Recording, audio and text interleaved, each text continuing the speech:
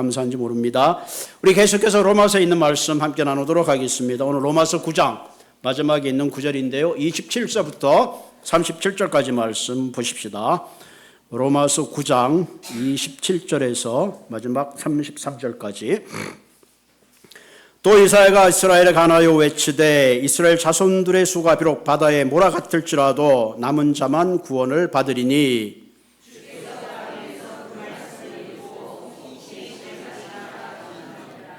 또한 이사야가 미리 말한 바 만일 만군의 주께서 우리에게 씨를 남겨두지 아니하셨더라면 우리가 소돔과 같이 되고 고모라와 같았으리라 함과 같으니라.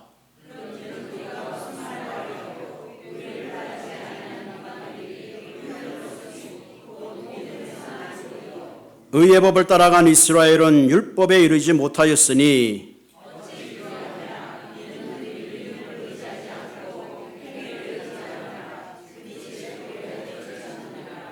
같이 읽겠습니다.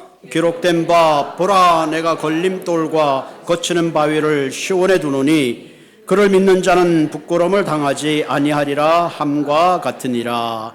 아멘.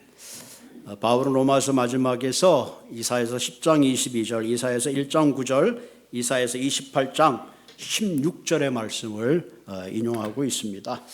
그렇게 보면 바울이 굉장히 구약에 전통했던 그런 사람이 아닌가 생각이 되어집니다.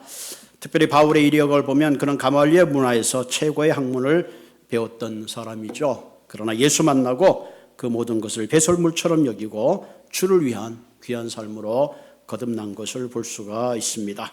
자, 오늘 로마서 9장을 통해서 설교 제목이 남은 자로 살아가기, 남은 자의 구원이라 하는 그 제목으로 함께 나누려고 합니다. 우리가 사는 시대는 모든 것이 숫자와 통계 논리에서 움직이고 있습니다. 경제도 경제의 지표를 따라서 숫자로 표시되고 통계로 평가되고 있습니다. 결국 이 통계 자료라는 것은 여론의 다수의 결정에 의해서 결정이 되죠. 민주주의의 꽃은 다수의 결정입니다. 자, 그럼 다수의 결정이 항상 옳은가요? 우리는 한번 질문하게 되죠. 투표에서 많은 사람이 투표했다고 그 사람이 정치를 잘하는 걸까요? 꼭 그런 거는 아닌 것 같습니다. 통계라는 책에 재미난 이야기가 하나 소개되어 있습니다. 그 책에 이런 이야기가 있어요. 첫째, 이 음식을 먹는 사람은 심근경색에 걸릴 확률이 매우 높습니다. 먹으면 안 되겠죠? 둘째, 이 음식을 먹는 사람은 살이나 강도를 할 가능성이 매우 높습니다. 먹으면 안 되겠죠?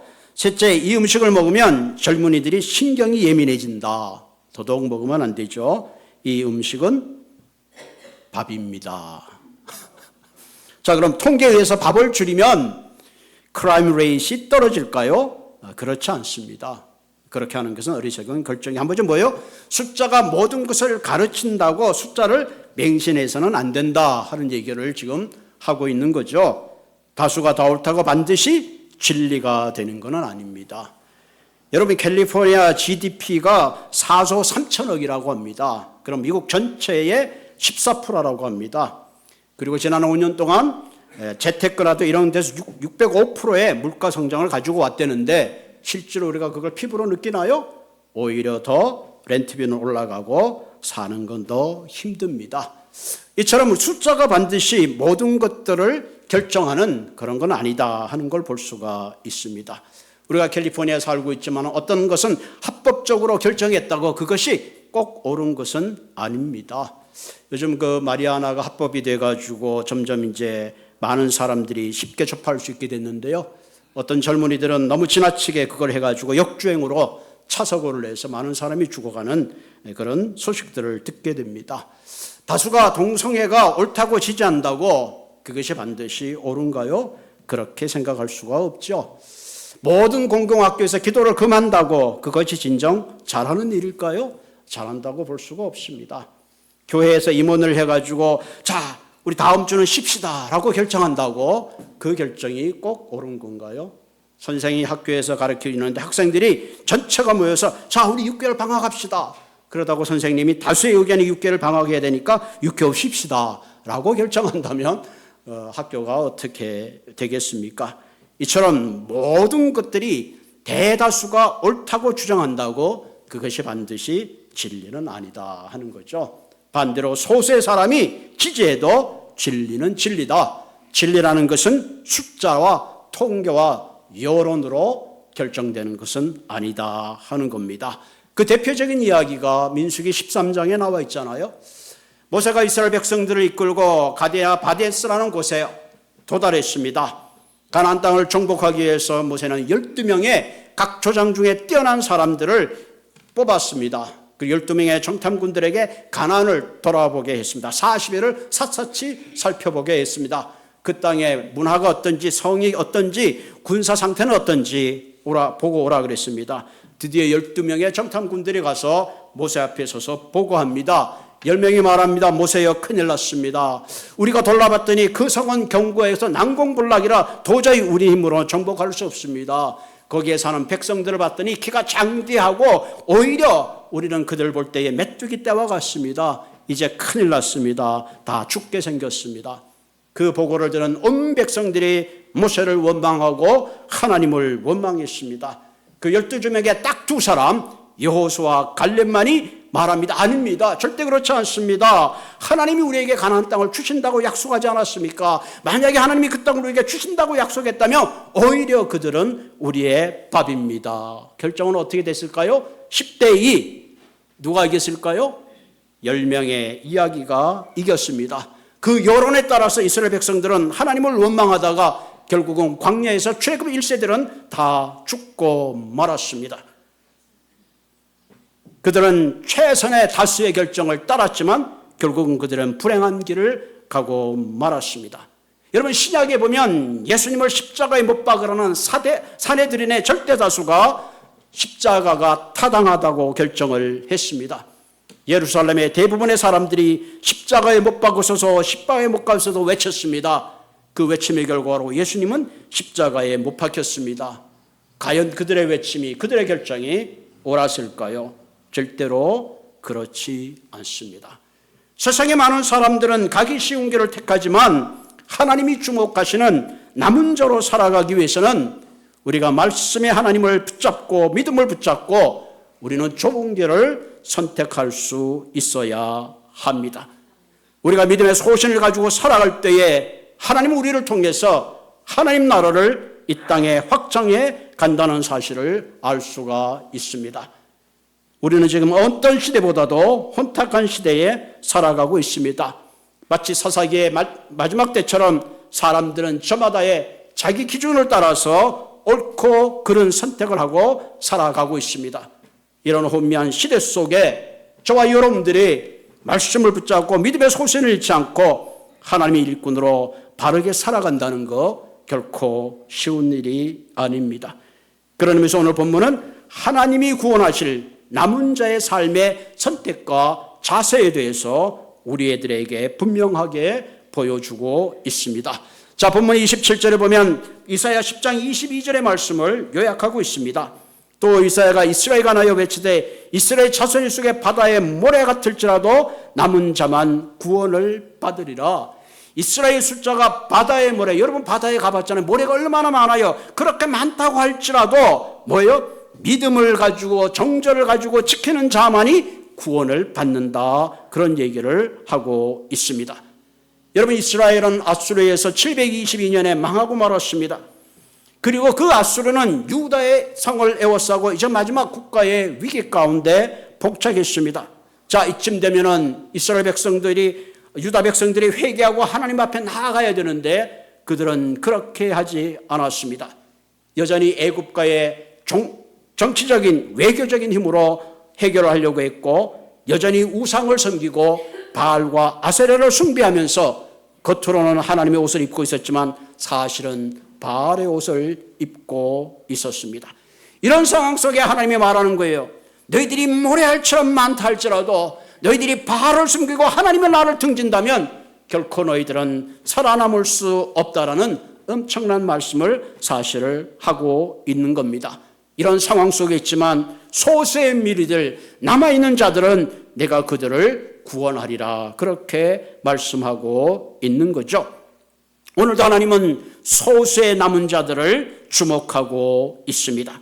오늘 우리는 모래같이 많은 무리 가운데 설 것인가, 아니면 믿음의 정절을 지키는 하나님의 약속이 있는 소수의 무리 가운데 있을 것인가 결정해야 합니다.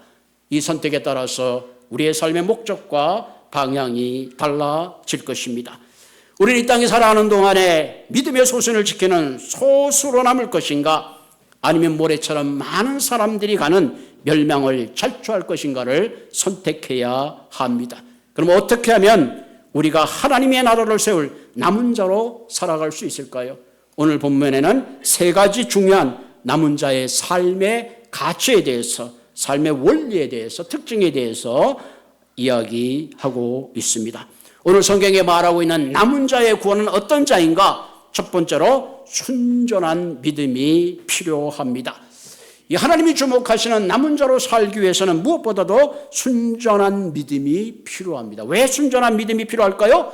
가짜가 너무 많기 때문에 그렇습니다. 여러분, 시골에서 옛날에 시골장에 가면은 아마 주위에 참기름을 짜는 집이 있으면 막 차에서 내리자마자 그 지역에 참기름 냄새가 가득합니다. 요즘 가끔 집사람이 마켓에 있어서 참기름을 사오는데 뚜껑을 열어도 참기름인지 뜰기름인지 냄새가 안 나요. 그래서 순참기름을 사와라. 순참기름을 사오는데도 여전히 비슷해요. 순참기름을 사오는데 여전히 비슷해요. 이제는 진짜 참기름. 아무리 겉에 순순을 붙여도 그 내용이 진실하지 않으면 소용이 없다는 거죠. 오늘 이 시대의 크리스찬을 향하여 뼈있는 한마디로 했습니다. 마치 에드벌린과 같다. 여러분, 강구하는 풍선과 같다는 거죠. 겉은 근사한데 그 안에 내용이 없다는 말입니다.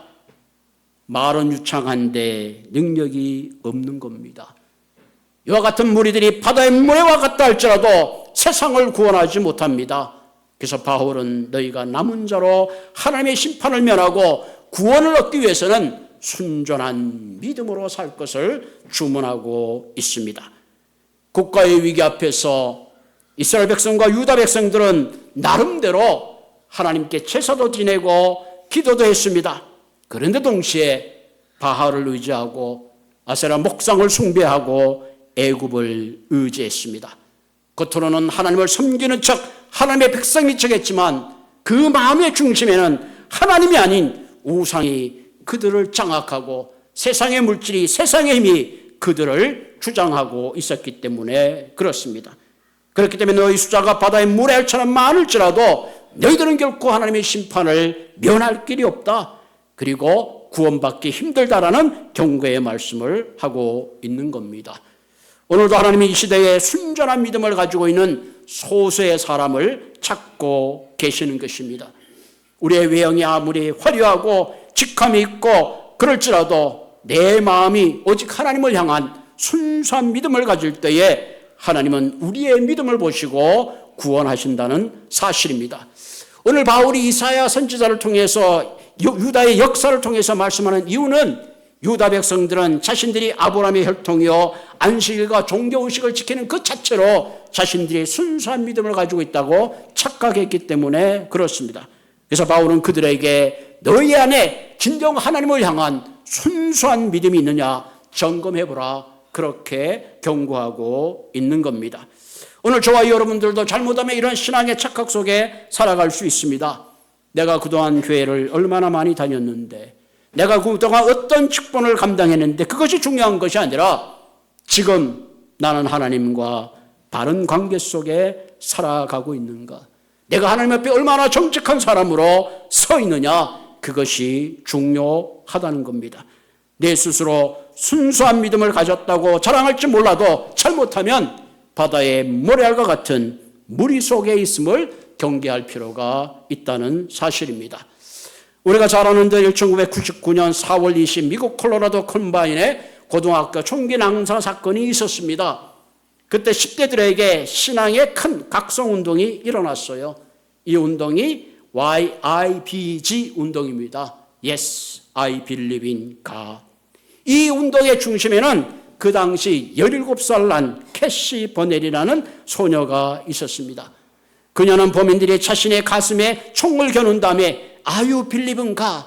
라는 질문에 그는 한순간도 망설임 없이 대답했습니다. Yes, I believe in God. 그렇게 고백하는 순간에 가슴에 총을 맞고 그 자리에서 죽었습니다. 게시본열에 용기 있는 이 순교적 신앙의 고백 이야기가 10대들에게 퍼졌습니다. Yes, I believe in God이라는 티셔츠를 입고 그들은 국대 개항대 앞에 모였습니다. See you at the pole 모여서 기도의 운동이 일어났습니다. 그래서 플로리다에서 2,500명 이상의 10대들이 모여 함께 기도하고 방황하는 청소년들에게 회개하는 신앙의 영적 각성 운동이 일어났습니다. 여러분, 이 운동은 단순히 한 소녀를 추모하는 것이 아니라 신앙의 본질을 회복하는 운동이었습니다. 신앙은 말이 아니라 위기 속에 드러나는 진짜 고백이 무엇인가를 보여주고 있는 겁니다. 나는 누구인가? 나는 무엇을 믿는가라는 정체성에 대한 질문을 던지는 것이고 그것은 오늘날 기성교회에 대한 도전일 수도 있다는 사실입니다. 이 시대에 남은 자의 믿음이 필요합니다. 자기 이익을 위해서 자기 이름을 위해서 파는 시대에 우리는 나는 하나님을 믿습니다. 하나님이 나의 전부입니다. 고백할 수 있는 순수한 믿음이 있을 때에 하나님이 이런 자들을 통하여 세상을 변화시키고 하나님 나라가 확장될 것입니다. 그러므로 하나님의 남은 자로 살기 위해서 먼저 우리의 순수한 믿음이 그 어느 때보다 필요하다고 여겨집니다. 두 번째, 우리가 하나님의 남은 자로 살아가기 위해서는 은혜의 여백이 필요합니다. 이 말은 뭐예요? 하나님의 내게 베푸신 은혜를 깨달아야 된다, 이런 얘기죠. 우리 29절을 볼까요? 또한 이사야가 미리 바란 바 만일 만군의 주께서 우리에게 씨를 남겨두지 아니하셨더라면 우리가 소돔과 같이 되고 고모라와 같았으리라, 함과 같으리라. 이 말은 뭐예요? 하나님의 은혜가 없다면 지금 우리는 소돔과 고모라보다 더하면 더했지 흔적 없이 사라지고 말았을 것이다. 그런 얘기를 하고 있는 것입니다. 오늘 이 시대를 살아가는 저와 여러분들은 소돔과 고모라의 역사적인 사건을 알고 있습니다. 과연 그 시대보다 이 시대가 훨씬 선하고 훨씬 하나님 보기에 아름다운가? 결코 우리는 예스라고 답할 수가 없습니다. 그런 가운데 하나님의 심판 가운데 마땅히 있어야 될 소돔과 고모라는 심판받았지만 그러나 하나님께서 너희들에게 은혜와 긍휼을 베풀 것을 말씀하고 있는 거죠. 여러분, 은혜와 긍휼이라는 것은 동전의 양면과 같습니다. 긍휼은 내가 마땅히 받아야 될 벌을 받지 않는 겁니다. 죄를 지었으면 심판을 받아 마땅합니다. 그런데 내가 받아야 될 그 심판을 유예해 주는 것, 그것이 바로 긍휼입니다. 은혜는 내가 받을 수 없는 자격이 없는데 주어지는 하나님의 용서와 사랑이 은혜인 겁니다. 그러면서 본문에 하나님은 그 당시 이스라엘 백성의 모양을 본다면 당연히 그들은 범죄했고 하나님은 그들을 멸망시켜야 마땅한데 하나님께서 그들에게 씨를 남겨주셨습니다. 은혜와 긍휼을 베풀어 주시고 그들에게 회복의 기회를 주신 것입니다. 자, 오늘 본문에서 말하는 씨라는 것은 두 가지 의미로 해석할 수 있습니다. 하나는 나무를 잘라도 그 그루터기가 남아서 다시 새싹이 솟아나고 새로운 생명이 솟아나는 그런 의미가 될 수도 있고요. 다른 해석으로는 그리스 말로는 셉자진트, 원래 성경이 히브리어로 됐잖아요. 히브리 말을 그릭 말로 번역한 것을 우리가 70인용 셉자진트라고 합니다. 거기에는 이렇게 그 말을 스페르마, 그릭 말로 썼는데 이 말은 영어로 스퍼라고 번역을 해놨어요. 이 말은 a seed라고 다른 영어에 번역했는데 이 말은 후손, a seed, 한 씨를 남겨줬다. 다시 말하면 이스라엘이 망하고 유다가 망할지라도 하나님께서 한 씨를 남겨두셨는데 그것이 바로 예수 그리스도고 그 예수 그리스도를 통하여 그들에게 다시 심판이 유예되고 은혜 가운데 회복을 약속해 주신다. 그렇게 해석할 수도 있습니다. 어쨌든 중요한 것은 이렇게 했던 저렇게 했던 중요한 것은 하나님의 은혜만이 우리를 심판 가운데 유예하고 우리를 용서하며 또 다른 회복의 기회를 주신다는 사실입니다. 여러분, 우리의 삶 가운데 이런 은혜의 여백이 있기 때문에 오늘도 저와 여러분들이 이 시간에 예배에 앉아 있을 수 있다는 사실입니다. 이런 하나님의 용서와 긍휼을 얻었음에도 불구하고 오늘 우리의 살아가는 삶의 모습을 보면 너무 은혜의 여백이 없고 용서의 여백이 없습니다. 내가 무엇을 잘못하면 나는 무척 관대합니다. 그럴 수도 있지, 사람이 다 그런 거야. 그러나 다른 사람이 뭔가 잘못하면 그것을 꼬집어 따질 때가 얼마나 많은가 하는 것을 우리가 생각해 보게 됩니다. 여러분, 셰익스피어 작품 가운데 베니스 상인의 이야기를 우리는 알죠. 상인인 안토니오가 친구를 돕기 위해서 돈을 빌렸습니다. 그런데 안토니오 친구를 돕기 위해서 돈을 빌렸는데 돈을 빌리면서 이런 계약서를 썼습니다. 만약 내가 돈을 갚지 못하면 내 심장에서 가장 가까운 살 2파운드를 내어주겠다. 그런 계약서에 서명을 한 거죠. 여러분, 심장 가까운 곳에 1파운드의 살을 도려내면 어떻게 되겠습니까? 죽는 거예요. 그런데 돈을 갚아야 되는데 갚을 날에 배가 돌아오지 못해서 결국 돈을 갚는 시간을 놓치고 말았습니다. 그때 유대인의 고리 대금업자 이름이 샤일록인데 그를 법정에 세웠습니다. 자, 계약서를 보십시오, 재판관님. 이 사람이 돈을 갚지 못하면 심장 가까운데 1파운드의 살을 도려내기로 했습니다. 그때 그의 친구의 여인인 포서가 재판장으로 나서 이렇게 판결을 합니다. 당신의 말이 100번 지당하십니다. 지금 당신이 말하는 대로 계약서대로 이 사람의 1파운드의 살을 도려내십시오. But 그러나 피를 한 방울도 흘려서는 안 됩니다. 피가 한 방울도 흘리지 않고 심장 가까이 있는 살을 도려낼 수 있을까요? 거의 불가능하죠. 그래서 생명을 건지게 된 그런 이야기들이 있습니다. 여러분, 율법은 우리를 정죄하지만 은혜는 우리를 살립니다. 하나님은 긍휼을 원하고 제사를 원치 않습니다.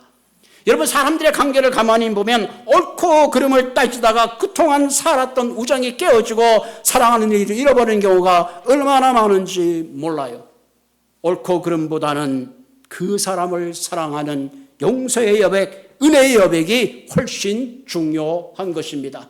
그러면서 저와 여러분들 하나님의 은혜와 긍휼의 여백을 입었다면 다른 사람에 대해서 샤일록처럼 냉혹하게 하는 것이 아니라 은혜의 여백을 가지고 서로 사랑하고 용서하시는 한 분 한 분 되시기를 바랍니다. 가정의 문제도 사회의 문제도 신앙 공동체의 모든 문제도 바로 이런 은혜의 여백을 잃어버리기 때문에 문제가 생기고 싸움이 생기는 줄로 믿습니다. 세 번째로 우리가 하나님이 말씀하시는 남은 자의 삶을 살기 위해서는 바른 영적 선택이 필요합니다. 순전한 믿음과 은혜의 여백이 있다면 우리는 바른 영성의 선택이 굉장히 중요합니다. 자, 하나님은 소돔과 고모라 같이 심판에 멸망한 그들을 향하여 한시를 남겨두셨습니다. 오늘도 많은 사람들이 중요한 것은 하나님이 남겨주신 의의 길을 외면하고 스스로의 선택한 길을 살아가기 때문에 멸망하게 된다는 사실입니다. 그 내용이 30절, 31절, 32절에 33절에 나와 있습니다. 우리 30절부터 한번 같이 읽을까요?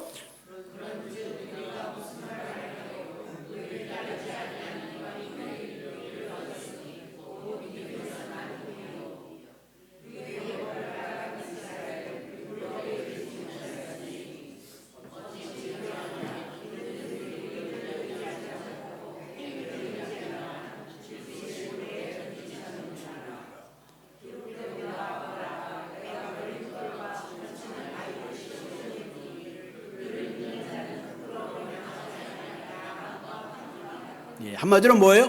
유대인들은 자신의 행위를 의지해서 율법을 따라가다 결국은 율법의 의를 이루지 못하고 부딪힐 돌에 깨어지고 말았다.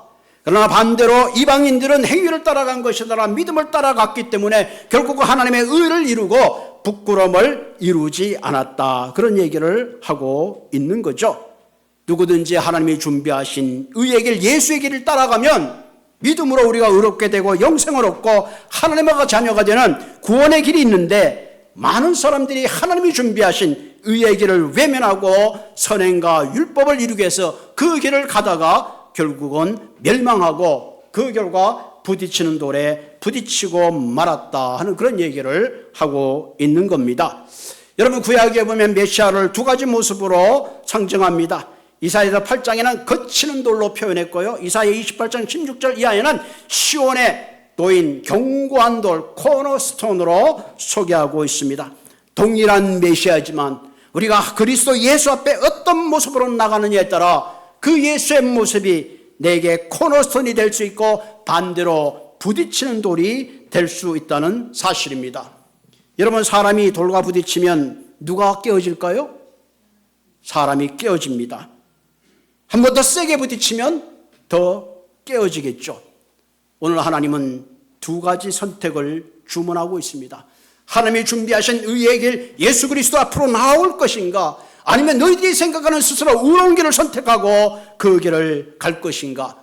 거기에 따라 그리스도 예수는 우리에게 부딪혀이 될 수 있고 반대로 우리의 인생을 종기케 하는 코너스톤이 될 수 있다는 사실입니다.